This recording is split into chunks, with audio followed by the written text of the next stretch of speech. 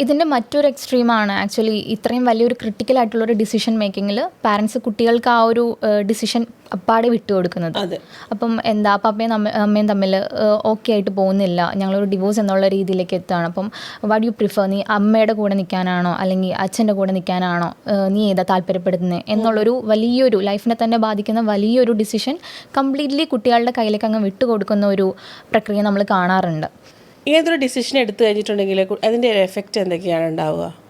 ഇവിടെ ഏറ്റവും വലിയൊരു പ്രോബ്ലമായിട്ട് വരുന്നത് മേ ബി ആ ഒരു വലിയൊരു ഡിസിഷൻ എടുക്കാൻ പറ്റുന്ന ഒരു ആപ്റ്റായിട്ടുള്ളൊരു ഏജിലാവണം എന്നില്ല കുട്ടികൾ. അപ്പം അതിൻ്റേതായിട്ടുള്ള ബുദ്ധിമുട്ടുകൾ വരും. അതല്ലെങ്കിൽ അവർ ആ ഒരു പർട്ടിക്കുലർ സിറ്റുവേഷനിൽ അവർ ഗോ ത്രൂ ചെയ്യുന്ന ആ ഒരു മെൻ്റൽ സ്റ്റേറ്റിൻ്റെ കാര്യത്തിലൊക്കെ ഡിപ്പെൻഡാണ്.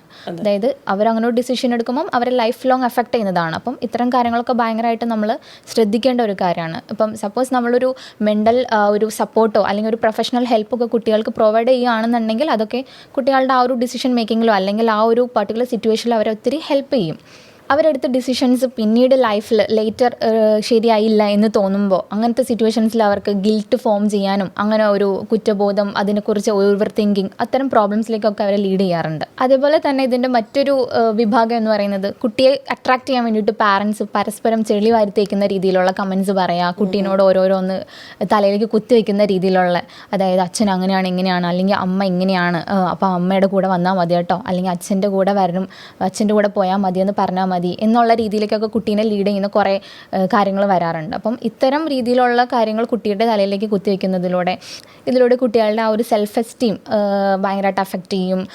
ലേറ്റർ ഭയങ്കരമായിട്ടുള്ള റിലേഷൻഷിപ്പിൽ അവരുടെ തന്നെ റിലേഷൻഷിപ്പിൽ ട്രസ്റ്റ് ഇഷ്യൂസ് ബിൽഡ് ആവാനൊക്കെ വഴിയൊരുക്കുന്നുണ്ട്. ഇത് പറഞ്ഞപ്പോഴാണ് എനിക്കൊരു പ്രൊഫഷണൽ എക്സ്പീരിയൻസ് ഓർമ്മ വരുന്നത്. കുട്ടി, അതായത് പെൺകുട്ടി അച്ഛനെ ചൂസ് ചെയ്തിട്ട് അവൾ അച്ഛൻ്റെ കൂടെ പോകാൻ തീരുമാനിക്കുന്നു. അവിടെ ചെന്ന് കഴിഞ്ഞിട്ട് കുഞ്ഞ് ഒരുപാട് പ്രശ്നങ്ങൾ ഫേസ് ചെയ്യേണ്ടി വരുന്നു. എന്നാൽ കുഞ്ഞിനെ തിരിച്ച് അമ്മയുടെ അടുത്തേക്ക് പോകാനുള്ള പറ്റില്ല, ഒരു ആക്സസ് ഇല്ല. അപ്പോൾ എന്ത് ചെയ്യാൻ പറ്റും എന്നുള്ള ഒരു കുട്ടി അത് തന്നെ സഫോക്കേറ്റ് ചെയ്ത് പുള്ളിക്കാരിയുടെ ഒരു മാനസികമായിട്ടുള്ള ബുദ്ധിമുട്ടൊക്കെ അനുഭവപ്പെടുന്ന ഒരു കേസ് നമ്മുടെ അടുത്ത് വന്നിട്ടുണ്ടായിരുന്നു.